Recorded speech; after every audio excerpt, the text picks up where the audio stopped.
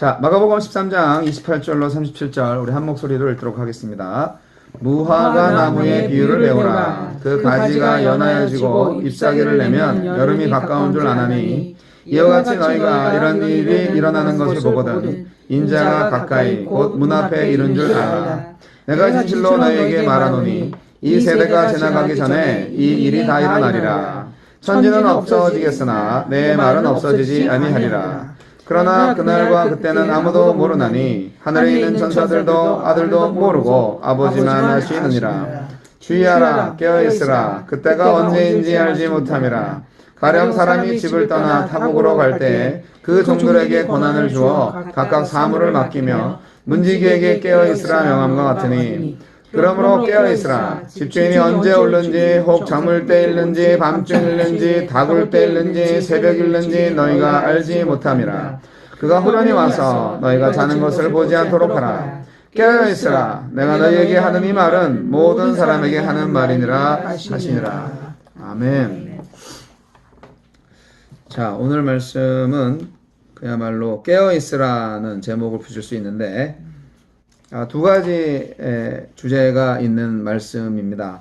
28절로 31절까지 이렇게 무화과 나무 비유가 나오고요. 그 다음에 32절로 37절까지의 내용 다시 한번 경성하여 깨어있으라 이 말씀의 이야기가 있는데요. 전반적으로 볼 때 말세지 말에 예언을 하시면서 지금 임박한 종말에 대해서 예언을 하시면서 이제 얼마 있으면 예수님이 잡혀 죽으시기 때문에 이제 모든 복음의 비밀들을 그냥 완벽하게 다 털어놓는 그런 시간입니다. 지금 예수님이 벌써 예루살렘에 입성하셔가지고 이제 종말에 대해서 말씀하시고 심판에 대해서 말씀하시고 본인의 십자가 죽음에 대해서 말씀을 다 하셨어요. 이 마가복음 13장이 사실은 종말에 대한 예언을 구체적으로 어느 정도 좀 말씀해 주신 그런 부분이 있습니다. 그런데 이제 우리가 성경을 쭉 통전적으로 보지 않고 이렇게 말씀 몇 구절씩 뽑아서 이렇게 여기저기에서 이렇게 듣다 보니까 설교를 들을 때 그래서 성경의 전체적인 하느님의 구원 역사를 이해하기가 좀 어려울 수 있습니다. 그래서 성경은 어쨌든 전체를 숲을 보고 그리고 또 중간중간에 나무도 볼 수 있는 그런 눈이 필요합니다. 예. 그래서 지금 제가 사실상 작년 7월 1일부터 계속 매일 성경을 중심으로 새벽 기도를 인도해 왔고 그리고 지금 수요 예배와 금요 기도 때도 역시 마찬가지로 사도행전과 마가복음서를 선택을 해서 계속 강의 설교를 하고 있습니다.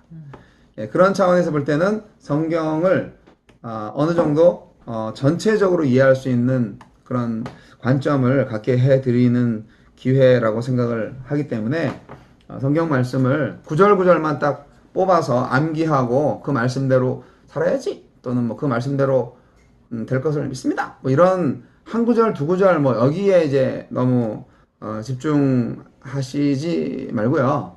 전체적인 하느님의 뜻을 분별하고 전체적인 하느님의 어떤 구원의 역사와 섭리를 이해함으로써 우리의 삶의 정황이 과연 과거 성서에 나타난 그런 여러 가지 구원의 역사의 장에서 과연 어느 때쯤 속해 있는가 하는 거를 볼 수 있는 눈을 가지시길 바라요.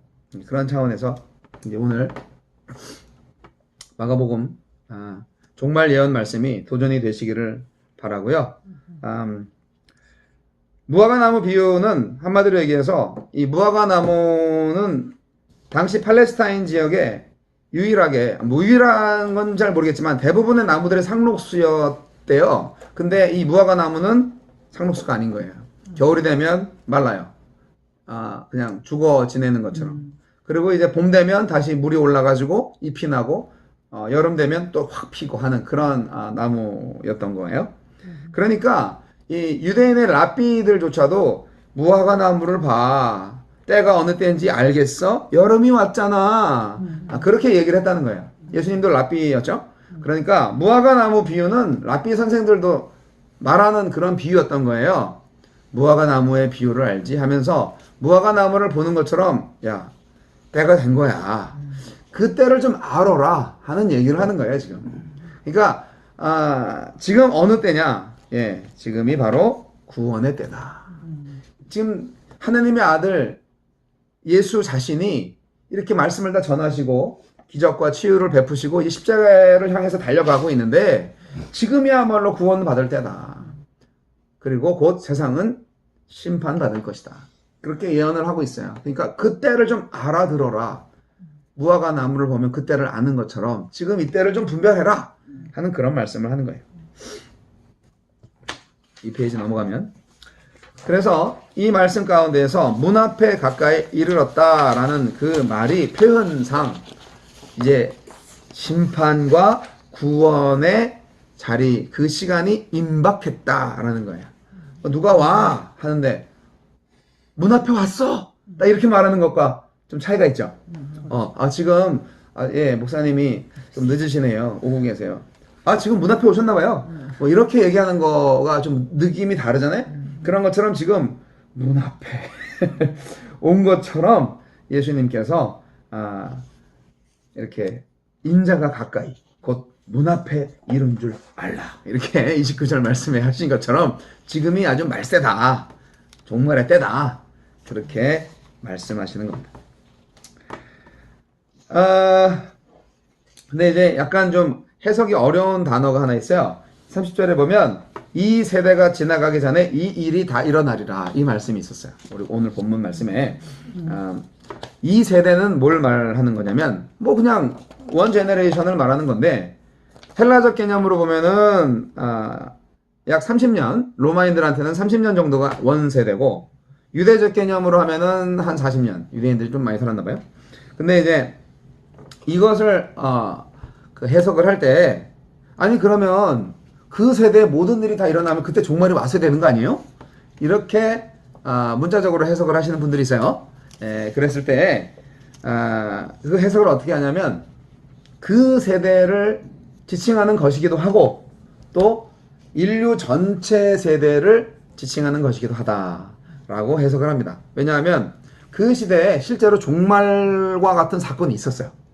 예수 시대에 살았던 사람들이 30-40년 만에 예루살렘 멸망을 경험했어요. 하나님의 성 예루살렘이 이방인 로마인들에 의해서 완전히 짓밟혀고 불타버리고 유대 나라가 아예 없어졌어요. 하나님의 나라인데 하나님의 도성이었는데 유대인이 완전히 하나님으로부터 버림받은 그런 AD 70년경에 역사 속에 기록되어 있는 그 사건이 있었던 거예요.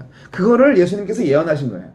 사실 그 예언이 결국 마가복음 13장 5절로 23절 말씀이었던 거예요. 그게 이제 한 2-3주 전에 다뤘던 내용이에요. 이것이 사실은 오늘날 이루어지는 예언의 내용일 수도 있다라고 해서 여러 가지 그 알레고리적인 해석들을 많이 하는 종말론자들도 있어요. 예를 들어서 제가 찾아놨죠. 마가복음 13장 14절 같은 경우에 멸망에 가증한 것이 서지 못할 곳에 선 것을 보거든 그때 유대에 있는 자들은 산으로 도망할지어다. 이런 말씀 보면서 멸망에 가증한 것이 뭐예요? 짐승인가요? 적그리스도죠? 네, 교황인가요? 등등 여러 가지 프리메이슨 우두머리 아닌가요? 등등 여러 가지 해석들을 많이 합니다. 이런 사람들. 그런데 이 당시에도 똑같이 약간 묵시문학적, 묵시문학이라는 것은 레벨레이션, 폭로한다는 그런 의미인데 그 당시 유대 문학 속에서 그런 양식의 문학이 있었어요. 그래서 다니엘서라든지 또는 요한계시록 같은 또 마태복음 25장 또 마가복음 13장 이런 것들이 다 묵시문학적 양식을 갖고 있어요. 그래서 뭔가 모르게 암시를 하는 거예요. 이거를 읽는 유대인들은 다 알아. 근데 다른 사람들은 잘 몰라.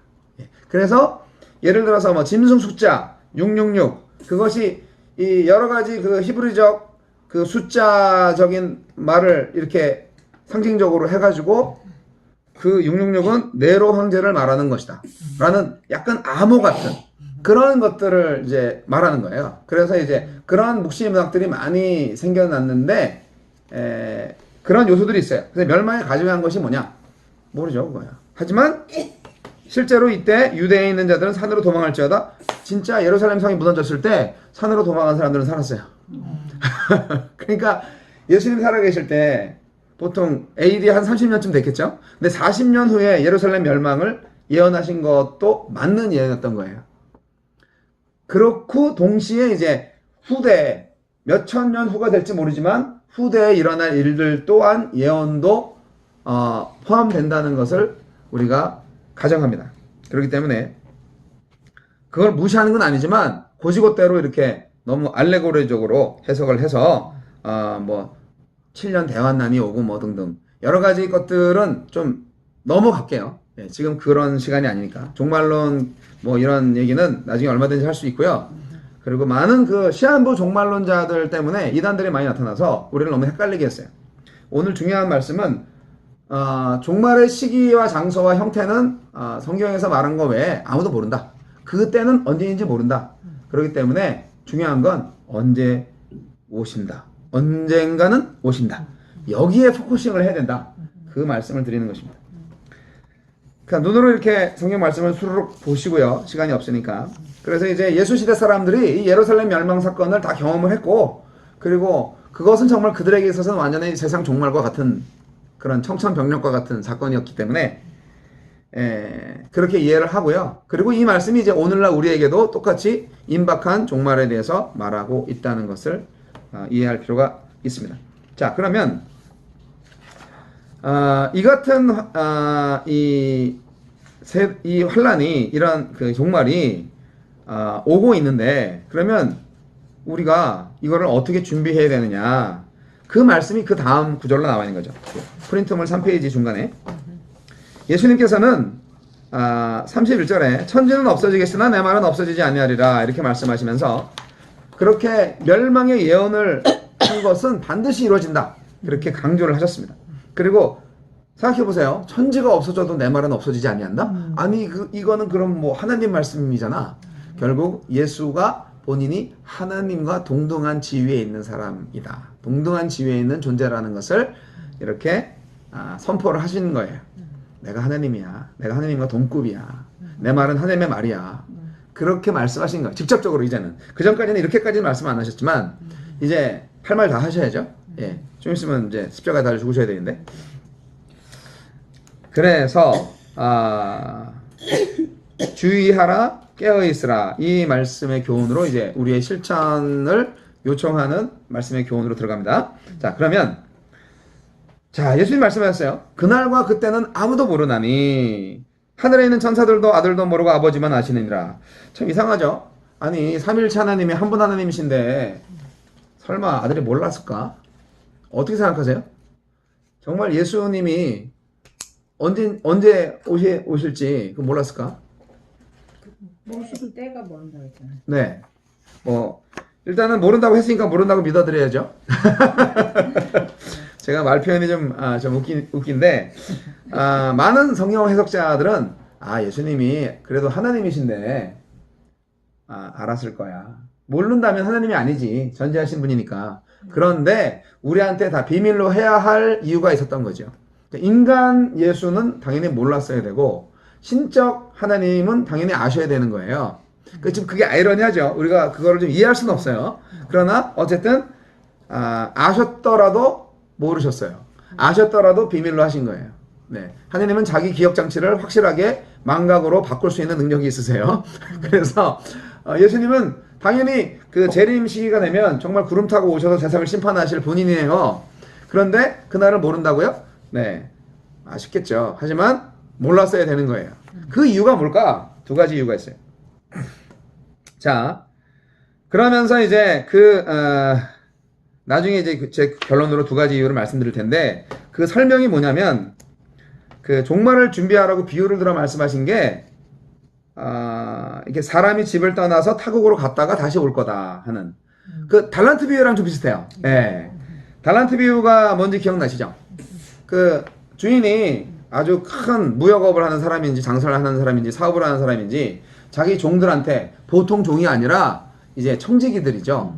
이제 집사장 예, 그런 매니저급들한테 사업체를 다 맡겨놓고 멀리 떠나는 거예요. 옛날에는 비행기가 없었기 때문에 뭐 아무리 빨라봤자 뭐 이웃나라 가는데 몇 달 걸리겠죠. 그래서 주인이 한번 출타하면 6개월이 걸리고 1년이 걸릴 수도 있어요. 그럴 때 그 자기 매니저들한테 사업체를 맡기고, 야, 내가 1달란트 맡길 테니까 너 2달란트, 알지? 너는 2달란트 맡겨, 너 4달란트, 알지? 넌 5달란트야, 너 할 수 있어. 그렇게 이제 능력별로 딱딱딱 맡긴 거예요. 그렇게 하시는 사람들이 많이 있었어요, 역사적으로. 그리고 이제 딱 왔는데 이 1달란트 받은 자식은 뭐 심은 대로 뭐 조금 뭐 이상한 소리 하면서, 야, 그럼 은행에 넣어서 이자라도 받게 해줘야지, 아무것도 안 하고 있다는 말이 악하고 게으른 종아. 그래서 이제 내쫓았죠. 슬피 울며 이를 갈미 있으라고 말씀하셨죠. 2달란트 받은 사람은 딱딱 남기고 5달란트 받은 사람은 딱딱 남겼어요. 그 달란트 비유 말할 때 2달란트 받은 사람이 2달란트 남겼으니까 전체 4달란트가 됐잖아요. 근데 만약에 5달란트 받은 사람이 1달란트 모자르게 4달란트를 남겼다. 그러면 어때요? 그건 아니지. 근데 2달란트 받은 사람보다 훨씬 많이 남겼잖아요. 그래도 좀 정상을 참작해야 되지 않나? 프로테인 짜주면 좀. 그렇죠. 계산이 빠르시네요. 그래서 많이 맡은 자에게 많은 걸 요구하시는 분이세요. 그래서 목사인 저는 너무너무 힘들어요. 부담스러워요. 이게 하나님께서 주신 책임이 너무 강해요. 그러니까 저한테 요구하시는 게 너무 많아요. 그러니까 은사를 받는 것도요, 많이 받았다고 좋아하지 마세요. 그거 다 감당하려면 힘들어요. 맞아요, 힘들어요. 예. 자, 격길로 갔다가 다시 돌아와야 되는데. 그래서 이런 비유를 통하여서 이제 달란트 얘기는 이제 곁다리고요. 중요한 것은 이 비유가 무엇을 상징하느냐 이거예요. 자, 3페이지 3분의 1쯤 밑에서부터 보면, 여기서 먼저 사람이 집을 떠나 타국으로 간다는 것은 예수께서 지상 사역을 모두 마치시고 천상의 하느님 우편으로 승귀하심을 지칭하는 말로서, 특히 타국으로 간다라는 표현을 하심으로써 반드시 돌아온다라는 것을 암시하는 말씀입니다. 따라서 이 비유는 그리스도의 승천과 재림 사이에 있을 교회 시대의 상황을 예시한 것이라고 하겠습니다. 그러한 측면에서 여기 본문에 나오는 집은 신앙 공동체인 교회를 말하는 것이고, 종은 그 교회의 구성원인 성도들을 가리킨다고 볼 수 있습니다. 그런데 이 비유에서 특징적인 단어는 헬라어로 엑수시아, 권한과 사무, 곧 책무라고 말할 수 있는 에르곤이라는 그 말이 아주 특징적인 단어인데, 이것은 바로 종말에 임한 성도들이 가지고 있어야 할 2가지 구비 요건이다, 그렇게 말할 수가 있습니다. 종말의 때에 존재하는 교회의 각 구성원들이 각자 하나님으로부터 고유한 특권과 동시에 책무를 맡았다는 거예요. 각자 자기들이 맡아서 할 일들이 있었다는 거예요. 그걸 말하는 거예요.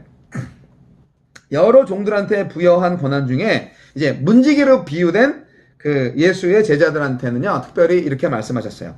깨어있으라. 명령이죠, 명령. 깨어있으라. 조는, 보초는 죽어야죠.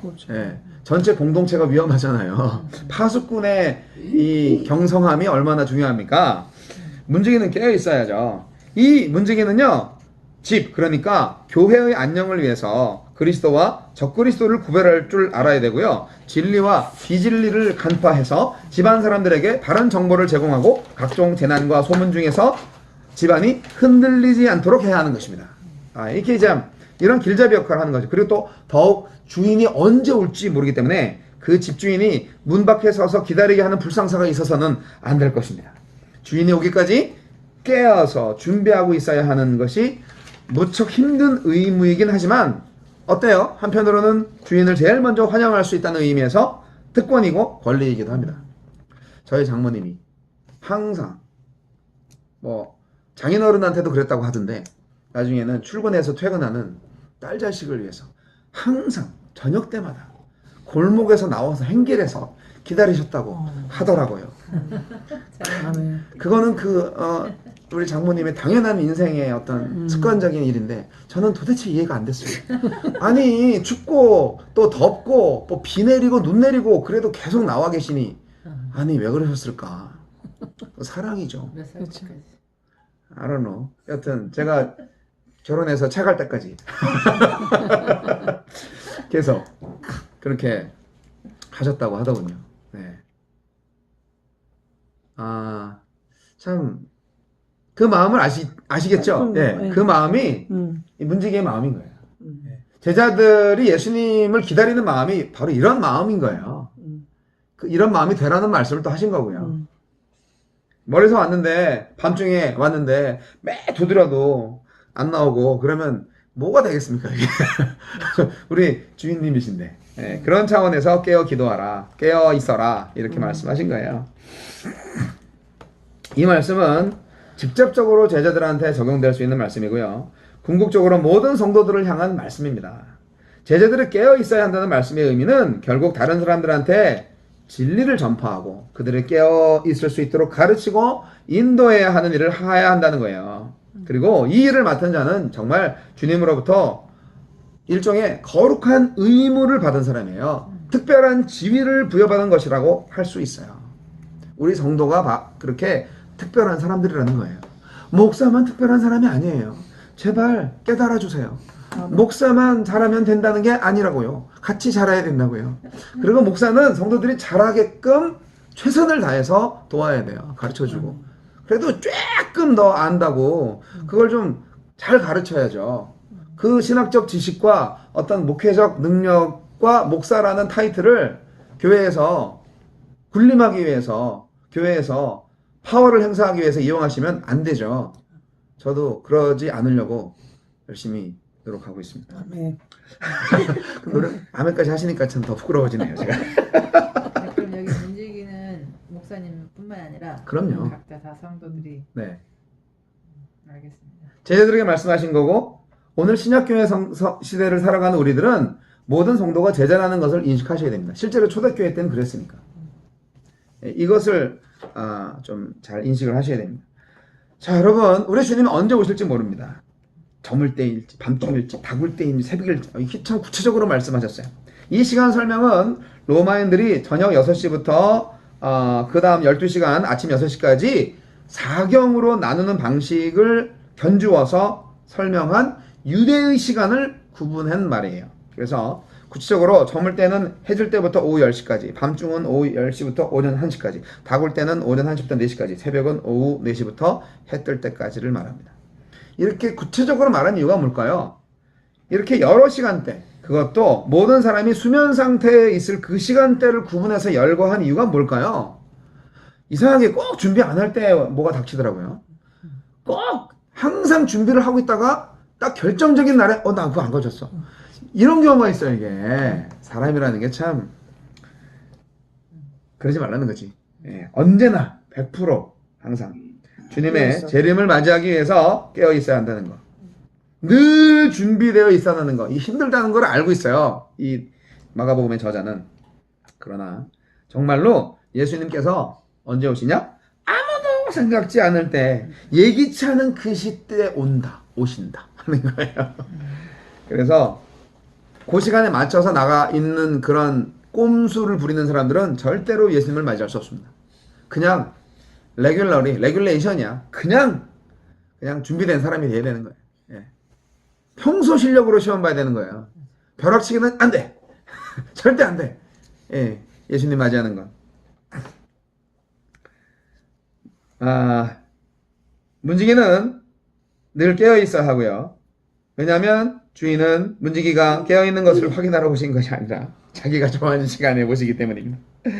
마찬가지로 주님께서도 우리의 편의를 위하여 잠자는 시간을 피해 오시는 분이 아니고 주님의 재림은 예기치 않은 시간에 갑자기 일어날 것입니다. 자, 날이 갈수록 세상은 점점 악해지고 진리의 말씀으로 더욱더 멀어져 가는데 많은 성도들은 영혼의 깊은 잠에 빠져서 깨어날 생각을 하지 않고 있습니다. 제약된 세상의 거대한 흐름에 자포자기 상태로 자신을 내어 맡기는 그런 사람들, 주님께서 호련히 임재하시는 날에 책망과 심판을 면하지 못할 것입니다. 고린도후서 7장 1절은 말씀하고 있습니다. 그런즉 사랑하는 자들아, 이 약속을 가진 우리는 하나님을 두려워하는 가운데서 거룩함을 온전히 이루어 육과 영의 온갖 더러운 곳에서 자신을 깨끗하게 하자. 항상 깨끗하시기 바랍니다. 항상 거룩하시고 항상 거룩과 사랑으로 그리스도로 빛의 갑옷을 입고 계셔야 됩니다. 주님 오실 때를 딱 맞춰서 옷 갈아입고 이렇게 할 수가 없어요. 그 명심하시고. 아니 그러면 언제 오실지를 왜 안 가르쳐 주셨냐? 두 가지 이유. 첫째는 신앙생활 잘하라고. 둘째는 예수님께서 아버지 하나님께 성자 예수께서 완전히 복종하는 그런 본이 되기 위해서, 복종하시기 위해서. 두 가지 이유입니다. 신앙생활 충실을 위해서는 이해가 되시죠? 하루하루 주어진 시간들을 항상 충실하게 살도록 하기 위한 거죠. 마지막 날을 알면 신앙생활 더 잘할까요? I don't think so. 왜냐하면 언제 올지 알면 그때만 딱 준비하는 이 인간의 간사함이 있어요. 그래서 항상 준비시키는 거예요. 이 데살로니가 교회 사람들이 그랬어요. 예수님께서 재림을 할 거다. 너희 중에 오신 그대로 볼 자도 있다. 그래서 바울 사도도 처음에는 좀 헷갈렸어요. 금방 오신다고 그랬는데 왜 아직 안 오시지? 그 시대에 지연된 재림의 사실이 상당히 사도들과 성도들을 헷갈리게 했어요. 예수님이 승천하시고 나서 나 곧 올게 이랬었어요. 그랬는데 안 오셔. 그리고 예수님의 말씀과 예수님의 행적을 기억하고 있는 사람들이 한둘씩 다 죽어나가네. 다 이제 병으로 죽고 늙어서 죽고. 성경이 기록된 이유가 바로 거기에 있어요. 처음에는 성경을 쓰려고 그러지 않았어요. 그랬는데 한 20년 30년 막 지나고 예수님이 아직 안 오시니까, 세상의 종말이 안 오니까, 야 우리가 생각하지 않는 시간으로, 왜냐면 하루가 천년 같고 천년이 하루 같은 주님이시니까 재림이 우리 시대에 안 올 수도 있어.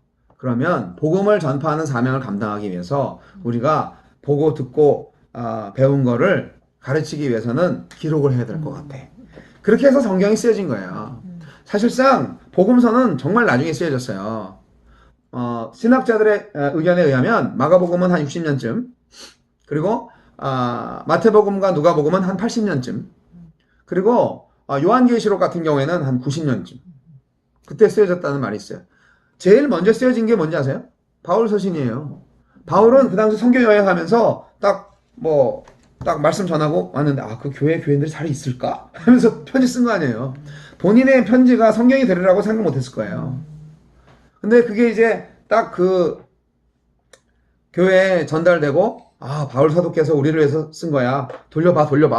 회람 서신이 되는 거야. 회람 서신. 공동 서신이 되는 거야. 그래서 그것이 정말 주옥 같은 바울 선생님의 말씀이고 이건 하나님의 말씀이야. 예수님의 가르침을 받고 나서 또 이렇게 가르쳐 주신 말씀이야. 그래서 정말 기억해야 돼. 그래서 이거를 우리가 바이블로 인정을 하자고 정한 거예요. 물론 정하는 모든 과정 속에서 하느님의 영감이 있었죠. 신약 성서가 완벽하게 정경으로 인정되기까지 기원 후 4세기까지 왔어요. 처음에는 여러 가지 그 책들이 있었어요. 어떤 거는 너무 신화적이다 이거 좀 너무 좀 막 쓴 것 같다 하는 거는 제꼈어요. 많은 초대교회 교부들이 이 말씀은 정말 진짜고 그리고 정말 하나님의 말씀으로 정하자. 기도 속에서 그런 영감을 받았겠죠. 그렇게 해서 성경을 정경화 작업을 한 것이 결과물이 오늘날의 27권의 신약성서예요. 근데 카톨릭에는 성경이 교황보다 그렇게 위대하지 않기 때문에 그래서 성경을 정할 때 14권의 위경도 성경으로 집어넣은 거예요. 그래서 외경을 집어넣은 거예요. 외경도 있고 위경도 있어요. 우리 개신교에서는 외경을 성서로 인정하지 않습니다. 거기에는 마카비 서도 있고 마리아 승천기도 있고 그래요. 그 너무 좀 황당하다 이런 게 있어요. 그런 거는 성서로 인정 안 해요. 근데 공동번역 성서에 보면은 중간에 있어요. 카톨릭 다니시는 분들 보면 알아요. 자, 그런 것처럼. 그래서 언제 온지 모른다. 데살로니가 교회가 곧 오실 거를 알고 맨날 잔치하는 것 같아요. 이제 종말이야, 끝났어 하면서 그냥 전 재산 다 늘여놓고 매일 잔치하는 거야. 오늘은 누구 집 가서 먹지?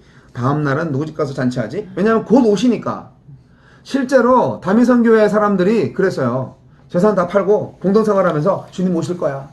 너 1999년 몇월 며칠에 오신다고 했지? 그렇게 준비했어요. 일상생활이 무너져요. 그래서 사회적 무리를 일으켰잖아요. 그래서 뉴스에도 막 나오고 막 그랬잖아요. 데살로니가 교회가 그랬던 것 같아요. 그래서 바울 사도가 그러면 안 되지! 그러면서 그래서 아주 유명한 말씀 여기 데살로니가후서 눈으로 읽어보시고 3장 10절에 우리가 너희와 함께 있을 때에도 너희에게 명하기를 누구든지 일하기 싫어하거든 먹지도 말게 하라 하였더니 라는 우리가 들은즉 너희 가운데 게으르게 행하여 도무지 일하지 아니하고 일을 만들기만 하는 자들이 있다 하니 이런 말씀을 하신 거예요. 지금 5페이지 중간 보고 있어요. 이런 말이 데살로니가 교회 사람들한테 필요했던 거죠. 이 사람들은 종말이 금방 올 걸로 생각을 하고 이렇게 일도 안 하고 막 그랬던 거예요. 내일 종말이 와도 어떻게 우리는 한 그루의 사과나무를 심어야 되는 거예요. 내일 올지 않을지 모르기 때문에.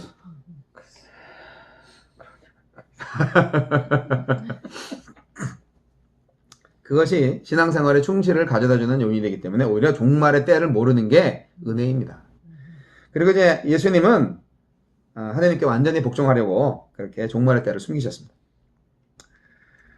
예수님은 아버지께 죽기까지 복종하신 분이셨습니다. 그래서 십자가의 죽음뿐만이 아니라 아버지께 복종하심을 위하여 그날을 감추신 거라고 생각합니다. 하나님은 한 분이시지만 성부와 성자와 성령 삼위의 일은 각각이에요. 성부는 모든 일을 작정하시고 계획하시고 성자는 성부의 뜻을 계시하시고 실행, 즉 성육신 사역을 하시고 성령은 성자의 일을 내적 역사로 돕고 보존합니다. 내적 역사, 성도의 마음속에서 내적으로 역사하시는 삼위는 일체입니다. 본체는 같지만 이를 수행하는 위상은 달랐기 때문에 예수님은 겸손을 다해서 절대 복종하셨습니다. 자, 여러분 깨어 있으시기 바랍니다. 자, 오늘의 보너스 선교적 교회 네 번째 시간. 이게 사실은 오히려 더 중요할 수도 있어요. 어떻게 보면 저도 전통적인 교회에 잠겨 있었던 사람이에요. 저도 아무리 새로운 교회를 추구한다고 하더라도 저도 교회를 하려면 뭐부터 해야 돼? 뭐부터 바꿔야 돼? 찬양을 살려야지. 막 이런 생각부터.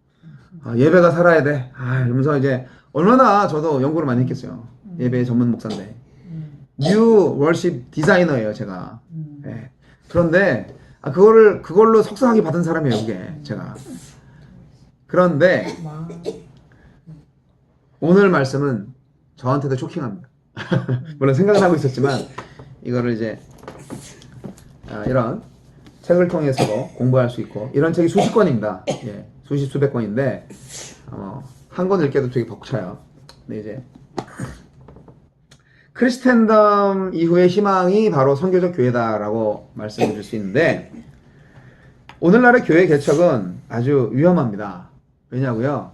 교회 개척을 해봤자 똑같은 크리스텐덤 방식의 교회를 세우려고 하기 때문에 교회 개척 세우면 3년 내로 80%가 망합니다.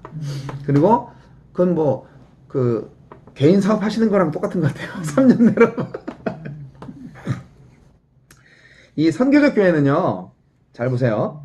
선교적 예수 공동체를 개척하는 것이지 주일 예배를 개척하는 것이 아닙니다.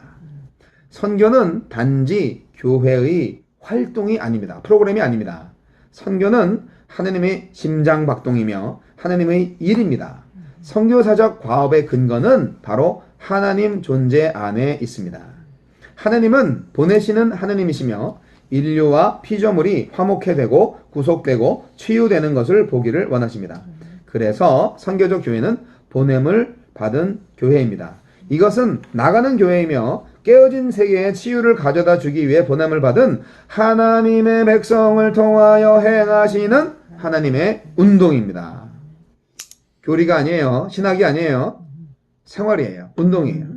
한 장소에 뿌리박아 매우 굳어진 제도화된 기성교회가 선교적 교회가 되기 위해서는 그 보냄받았다는 사실을 다시 회복해야 합니다. 이게 우리의 숙제입니다. 이 크리스텐덤 방식의 교회를 재상산하는 것은 몇 가지 근본적인 결함이 있는 모델을 다시 세우고자 하는 엄청난 실수라는 것을 오늘 말씀드리고자 합니다. 오늘 이 시간 뭐 한 10분 정도 남겨놓은 상황에서 다 말씀드릴 수는 없고 가장 개론적인 얘기만 할 건데요. 오늘 다 이해가 안 되더라도 연구하시고 공부하시면서 새로운 교회에 대한 지식과 믿음을 좀 쌓으시기를 바랍니다.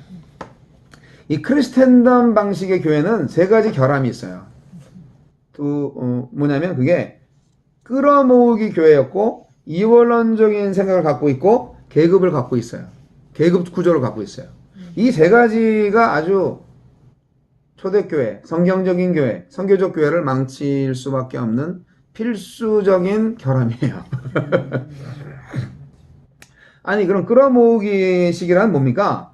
전통적인 교회가 특정한 동네와 이웃과 장소에 교회 건물을 세웁니다. 그러면 사람들이 교회가 왔네. 저 교회는 어떤 교회인지 한번 가보자 라고 하면서 하나님을 만나기 위해서 또 다른 사람들과 교제하기 위해서 제발로 올 것이라고 기대합니다.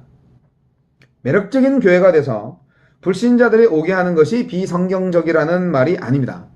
실제로 이렇게 해보면 비신자들은 절대로 교회에 관심이 없고요. 그나마 믿는 사람들이 뭐 요즘 교회 생활이 별로 현찮은데 새로 온 교회 저 교회 한번 가볼까? 뭐 그렇게 하는 것 뿐이지 수평이동밖에 없어요. 비신자들은 교회에 대해서 무관심합니다. 그리고 와봤자 아유 우리 동네 또 시끄럽겠구만. 아유 또 땅값 떨어지겠네 이거. 그런 생각합니다. 예. 근데요 초대교회는 분명히 매력이 있었습니다. 매력적인 교회가 돼서 불신자들이 왔어요. 그런데 그 매력이 성경적인 매력이어야 하는 거지 자칫 잘못하면 진짜 믿음을 저버리게 되는 인간적인 매력이 될 수 있기 때문에 조심해야 된다는 거예요. 자, 크리스텐덤적인 교회, 전통적인 교회는 보이지 않는 고객의 비위를 맞추기 위해서 프로그램과 행사를 만들어내느라고 얼마나 많이 에너지를 쓰고 있는지 모릅니다. 쾌적한 건물, 편안한 좌석, 넓은 주차장, 아이들을 위한 재미있는 프로그램을 갖추고 설교를 잘하고 멋진 찬양팀 음악을 들려주면 사람들이 많이 올 것이다. 저도 이렇게 생각을 했어요. 이런 생각은 세상에서 우리가 어느 정도 괜찮은 위치를 차지하고 있다고 여기면서 사람들이 그리스도인이 되기를 원하지만 교회에 오지 않는 이유는 우리가 제공하는 그런 워십 서비스에 만족하지 못하기 때문이라고 가정하는 것과 같습니다. 이게 좀 말이 어려울 수 있지만 한마디로 얘기해서 그냥 교회 장사를 하는 거예요. 우리가 그랬구나. 우리가 내가 하고자 하는 게 그렇게 보여질 수도 있겠구나. 이런 말을 하면요 기존에 있는 이 목사님들 아주 쌍수를 들고 뭐야 이거 그렇게 말할 수 있어요. 저도 반감이 들어요. 이렇게만 말하면 아니죠. 교회 오셔서 복음 듣고 그리고 회개하고 구원받고 또 상처 치유받고 정말 예배 가운데서 하나님 만나고 얼마나 마음이 치유받아서 좋아요. 이런 거 필요하죠. 찬양이 살아있는 교회가 부흥합니다. 제가 수년 동안 외쳤던 주장했던 말씀이에요. 제 말이 틀린 건 아니죠. 그런데 저는 크리스텐덤 방식의 교회관을 아직도 떨쳐내지 않고 있었다는 거예요. 사실은 이러한 선교적 교회를 제가 전 교회에서 하려고 했어요. 그런데 지금 생각해보면 굉장히 시간이 많이 걸렸을 것 같고 실패했을 확률도 높아요. 저는 지금도 사실은 도박이에요. 네, 사실 과연 이거를 우리가 정말 잘 이해할 수 있을까? 네, 이게 우리의 기존에 있는 교회 패러다임을 바꿔야 되는 거예요. 아니 도대체 뭐야? 미셔널 처치가 도대체 뭐야? 자, 계속 가보겠습니다. 선교적 교회는 지역 교회가 지역 사회의 영예로운 자리를 차지하려는 데 관심이 없습니다. 아, 우리 교회 큰 교회에 있어. 아, 그 교회 정말 멋있어. 네, 나 그 교회 교인이야. 뭐 이렇게 말하는 거에 관심이 없어요. 네. 교회는 선교적 명령에 순종해서 자기 자신을 벗어나서 소금과 빛이 돼서 지역 사회 속으로 나아가야 함을 알고 있어야 합니다. 여러분, 저도 마찬가지로 선교적 교회를 하기 위해서 무엇을 할 것인가 막 교회를 하려고 할 때 막 회의하잖아요. 그러면 예배 스타일을 바꿔야 된다고. 그런 말부터 하는 경우가 많습니다. 저부터도 찬양이 살아야 예배가 삽니다. 그리고 예배가 살면 교회가 삽니다. 예배에 성공해야 인생이 성공합니다. 그러면서 얼마나 이 연사 왜 칩니다 했는지 몰라요. 제가. 그것이 틀린 말은 아닌데 그것은 선교적 교회로 완전히 패러다임이 전환이 된 다음에 하부적으로 나중에 다루어야 할 문제입니다. 와보라! 이것이 비성경적이라는 것을 아시겠어요? 와보라! 우리 교회 오세요! 이거 신약성서 시대에 안 했어요. 성경에는 그런 말이 없어요. 있죠. 물론 있는데 그 와보라 하는 그곳이 예수님 있었을 때. 우리가 지금 있는 그 교회가 아니라는 거예요. 예. 그걸 말하는 게 아니에요. 그거를 이제 오늘날 교회에 적용한 것 뿐이에요. 그래서 부흥의 해가 와보라 해가지고 하는 거예요. 그저 의미는 틀려요. 찬양이 곧 예배다 하는 얘기는 어떻게 되는 거예요? 그 말씀도 맞죠. 찬양의 그 개념, 찬양 자체의 의미는 예배예요. 경배와 찬양 안에 예배가 되니까 원칙적이고 원론적이고 의미적으로 찬양은 예배예요. 근데 우리가 지금 교회에서 하고자 하는 것은 worship service예요. 그렇기 때문에 이러한 형식을 가지고 교회 교인을 만들고자 하는 노력이 크리스텐덤 방식의 교회 방식이라는 거예요. 그런 방식이 왜 잘못됐는지를 우리가 공부하면서 좀 알았으면 좋겠어요. 복음서에서 발견할 수 없는 오늘날 시대에 우리 교회에 오세요 라는 말이 왜 그랬냐면 예수님과 제자들과 초대교회 제자들이 모두 세상을 향해서 가라는 생활 방식을 갖고 있었기 때문입니다. 가서 전하라. 그것이 원리였어요. 가서 전하라. 우리 그 성교적 교회가 비판받는 게 뭐가 있냐면 아니 언제 복음 전하냐? 언제 성경 가르치냐? 그렇게 그 사람들 틈에 가서 뭐 장사나 하고 뭐 그렇게 해가지고 뭐 언제 그러냐? 그런 비판을 많이 받아요.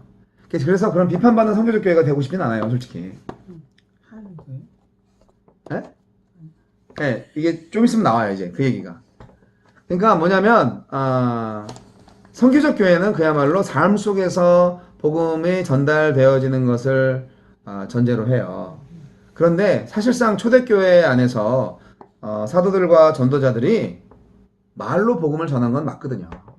그 당시에는 복음 자체가 없었어요. 그래서 말로 복음을 전하는 것이 또 맞아요. 그리고 말씀을 전했을 때 그 말씀 안에 성령이 역사하시고 말씀을 들으니까 믿음이 생기고 그렇게 된 거는 맞아요. 그러니까 그것도 무시하시면 안 돼요. 그래서 이 성교적 교회론이 완벽한 것이 아니에요. 그러나 성교적 교회론은 이렇게 말하고 있다는 것을 먼저 알고자 하기 때문에 지금 이렇게 말씀드리는 거예요. 예.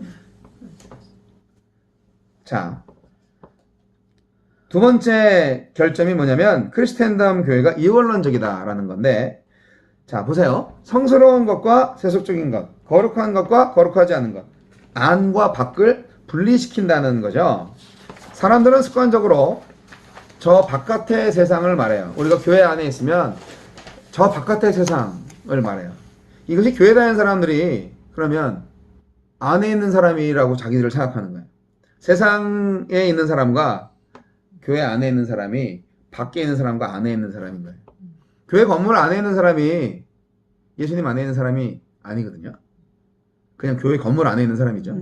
처치 멤버가 그리스도인이 아니에요. 그냥 처치 멤버일 뿐이지.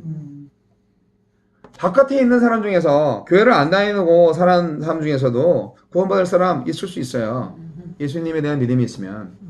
처치 멤버는 아니지만. 그러니까 성과 속을 구분하는 것을 마치 건물 바깥과 건물 안을. 그래서 예배 때는 거룩하고 예배당만 딱 나오면 세상 사람들과 똑같이 생활하는 것이 일반화되어 있는 것이 바로 이원론적인 사고방식을 습관화하고 있기 때문인 거예요. 이게 이제 우리 세대 많은 사람들한테 똑같이 적용될 수 있는 부분이에요. 이런 이원론이 지난 1700년 동안 그리스도인들 하여금 내적인 신앙을 외적인 실천과 연결시키지 못하도록 만들었습니다. 그래서 윤리와 생활 방식이 다른 사람들한테 자신의 믿음을 진실하게 나누는 능력으로 제대로 영향을 못 미쳤던 거예요. 내 마음, 내 머리는 사랑을 해야 되는데 실제로는 사랑을 안 해. 말과 혀로만 사랑하고 행함과 진실함으로 사랑을 못하지. 그것이 초대교회 때도 있었기 때문에 이제 사도들도 그렇게 설교를 했던 거예요. 이원론적인 것이 가장 먼 거리가 천당에서 지옥도 가장 먼 거리지만 이 머리와 가슴이 정말 먼 거리예요. 이게 좀 하나가 돼야 되는데 너무너무 멀어. 머리로만 이해하고 머리로만 아멘, 머리로만 감동해, 머리만 커져요. 맞아, 맞아. 근데 실천하는 건 아무것도 없어. 맞아요. 이게 이제 우리 아니야. 현대 교회의 가장 큰 모순점이고요. 우리 스스로 아주 자괴감에 빠질 수밖에 없는 현실이에요. 맞아. 그래서 선교적 교회는 본질상 그 속한 지역사회 속에서 유기적인 거 뭔지 아시죠? 서로 영향을 주는 그런 유기적인 존재감을 좀 나타내야 되기 때문에 총체적인 삶으로서의 영성을 우리가 갖기 위해서는 이 서구 기독교의 이원론적인 세계관을 포기해야 합니다. 일원론적으로 해야 됩니다. 메시아적 영성이라고 그러는데 나중에 나옵니다. 그리고 세 번째로 계급주의를 타파해야 된다. 전통적 교회는 계급 구조가 있어요. 과도하게 종교적이고 관료적이고 아래로부터 의제를 중심으로 구성되는 것이 아니라 위로부터 행사되는 리더십에 의존하는 교회. 바울 사도가 어떻게 했는지 아세요? 사제와 평신도, 공직자와 일반 성도, 거룩한 사람들과 평범한 사람들 간의 전통적인 구별을 근본적으로 없애버렸습니다. 초대 그리스도인들은요, 제사장 제도나 희생제사라는 말을 근본적으로 재정의했어요. 왜냐고요? 필요 없어요. 희생제사 안 하잖아요. 기독교는 양 안 죽입니다. 이미 죽었어요. 누가? 영적으로 예수님께서 완벽하게. 제사장 필요 없어요. 왜요? 내가 제사장이에요. 예수의 피가 내 안에 있어요. 내가 세상과 하나님과의 중보자 역할이에요. 왜 신부 같은 사람이 또 나타나가지고 우리를 중보합니까? 왜 대신 그 죄 용서해 줍니까? 자기가 무슨 아버지라고, 갓파더라고, 웃기고 있네 라고 할 수 있는 거예요. 성경적으로 볼 때 중보자는 예수님이에요. 그런데 내가 예수님을 믿는 사람이고 내 안에 예수님이 있어요. 그렇기 때문에 내가 중보자인 거예요. 그래서 초대 그리스도인들이 모두가 사제라는 거예요. 신자는 그리스도 안에서 하느님의 은혜에 즉각적으로 나아갈 수가 있습니다. 우리가 하나님한테 나아갈 때 걸림돌이 뭐가 돼요? 죄가 있죠. 그러니까 하느님한테 죄를 사함받기 위해서는 뭐 신부한테 고해성사를 해야 되나요? 아니에요. 내 안에 그리스도가 계시기 때문에 그리스도의 이름으로 죄의 용서를 구하면 용서해 주세요. 그러면 바로 하나님한테 나갈 수 있어요. 죄 없는 자로 용서받고. 내가 제사장이에요. 내가 제사장으로서 수혜를 받는 사람이면서 또 수혜를 주는 사람이에요. 그것이 예수님이 성육신 했기 때문에 가능한 거예요. 그래서 이 성육신 영성, 성육신 신앙이 답보되지 않으면 선교적 교회는 불가능합니다. 모든 구조와 모든 행사, 모든 활동이 성육신적이어야 해요. 이게 참 말이 어렵지만 그래서 교회 이름을 인카네이션 교회로 할까 하는 생각도 했었는데 너무 어려우니까 포기를 했고요. 이전에 다른 사람들을 위해서 제사장이 행하던 일들을 이제 신자라면 자신을 위해서 행할 수 있다. 왜냐하면 한편으로 보면 그리스도 교회에서 누구도 제사장으로 임명될 수 없기 때문에. 왜냐하면 그리스도께서 영단번에 제사장의 직무를 완수하셨기 때문에. 이 말을 오해하지 마시기 바랍니다. 누구도 제사장으로 임명될 수 없다는 얘기는 구약적인 제사장을 임명할 수 없다는 얘기예요. 그랬을 때 이제 어떻게 보면은 야 그러면 뭐 목사 안수 필요 없는 거냐? 진보적인 선교적 교회론자들은 그렇게까지 얘기를 해요. 근데 저는 거기까지 가고 싶진 않아요.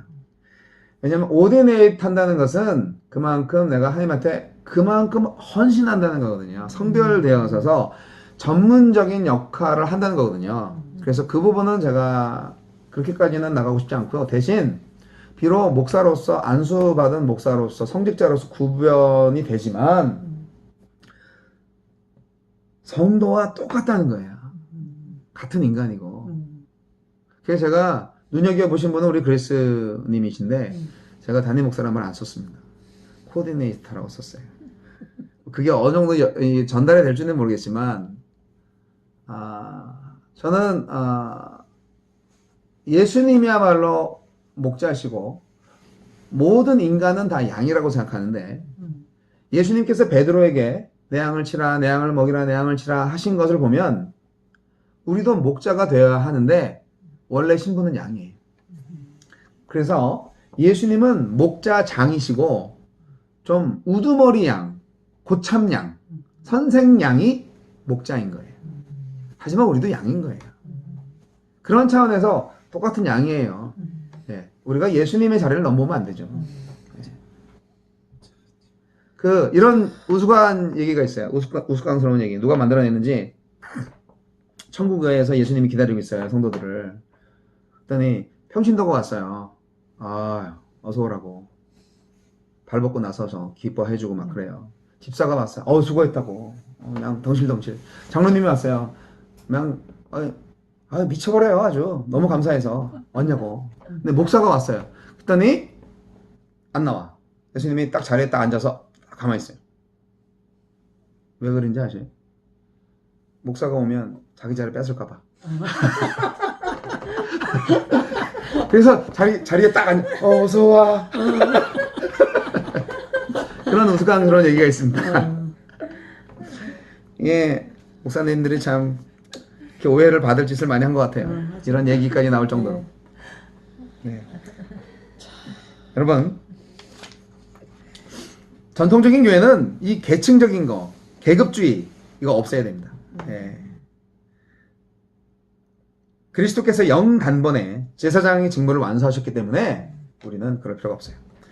그래서 자, 이렇게 결론적으로 말씀을 좀 정리하겠습니다. 선교적 양식의 교회를 우리가 상상해야 됩니다. 샌프란시스코에 있는 남침례 교회 개척 전도자로 맨 처음에 헌신했던 브록 빙거만이라는 사람이 있었는데, 이 사람이 이런 간증을 합니다. 샌프란시스코에 가서 교회 개척을 했대요. 그런데 완전 실패한 거예요. 그러다가 선교적 교회의 모델을 만들어 본 거예요. 이 사람이 한 게 신발 장사였어요. 이 사람이 이런 말을 하는 거죠. 저는 제 시간에 90% 이상을 교회 개척자였을 때 그리스도인들과 함께 보냈습니다. 그런데요, 이제는 신발 장소로 지내면서 90% 이상을 비그리스도인들과 지내고 있습니다. 자, 그래서 선교적 교회는 어떻게 해야 되냐면 이 비신자와 만날 수 있는 근접 공간을 개발해야 하고, 그리고 기독 공동체와 지역 공동체 간의 공동 프로젝트를 만들어야 하고요. 영리 사업도 중요하다고 얘기를 합니다. 왜냐하면 오늘날의 세계를 움직이는 힘은 정치가 아니에요. 기업이 세계를 움직여요. 결국 돈을 위해서 정치도, 경제도, 사람들도, 교육도 움직이는 거예요. 이게 무섭죠. 이게 기업이 잘해야 됩니다. 선한 목적을 가진 기업가들이 많아져야 돼요. 브룩 빙거만은 샌프란시스코에서 누구도 또 다른 교회를 원하지 않지만 괜찮은 신발 가게는 또 하나 생겨도 된다고 생각한다고 말합니다. 지역 주민들은 교회 개척을 좋은 일이라고 여기지 않습니다. 그러나 카페나 세탁소나 타가소를 시작하면 그 동네에 진짜 유익을 가져다주는 일로 여길 것입니다. 우리는 보냄받은 곳에 있는 사람들을 섬기는 교회가 되어야 합니다. 우리가 교회가 되어야 합니다. 자, 이게 바로 이것입니다. 우리의 도전입니다. 지금 우리 미셔널 처치, 메릴랜드 미셔널 처치가 도전해야 될 부분인 건데요. 뭘 도전해야 되냐면 이제까지 크리스텐덤적인 교회가 행해온 세 가지 실수를 다시는 범하지 말자. 그 실수를 다시 테이크하지 말자. 무엇보다도 성육신 교회가 되어야 됩니다. 첫 번째 목적, 끌어모으는 교회가 아니라 우리가 되는, 말씀이 육신이 되는 성육신적인 교회가 되어야 된다.